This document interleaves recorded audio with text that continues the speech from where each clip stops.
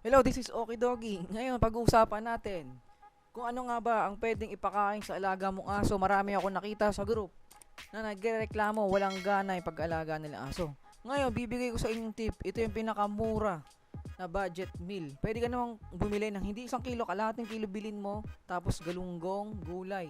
Meron siyang combo meal. Pero ang presyo nito, mura lang. Tapos, ang nutrients, saka masustansya to sa alaga nating aso. Okay, step 1. Bibili ka ng galunggong, tapos atay ng baboy, tapos lagyan mo ng gulay. Kasi papansin ko, pinapakain ko sa kanya, isda lang, tapos karne, walang gulay. Ngayon, nalagyan natin ng kalabasa. Sa English squash. Ayan. Ito yung mamaya niya tanghalian, pero ito yung umagahan niya, di ba? Tapos sinalungan ko pa siya ng dog food para sa protein. Ayun oh, gustong gusto niya.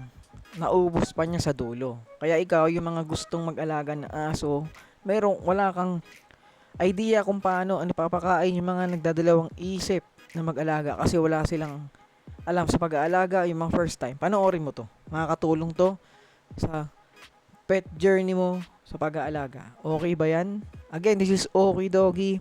Naniniwala sa kasabihang huwag nating bilhin kung di naman kailangan. Pero kapag para sa aso, pwede. Don't forget to subscribe and hit the bell button for more videos. Update. Okay, naubos niya. Success. Panoorin lang video na to, gayahin mo yung ginawa ko. Huwag kang maglalagay ng mga pampalasa, asin, paminta, betchin, magic sarap. Huwag kang maglalagay. Masisira ang kidney ng aso natin. Yun lang po, paalala.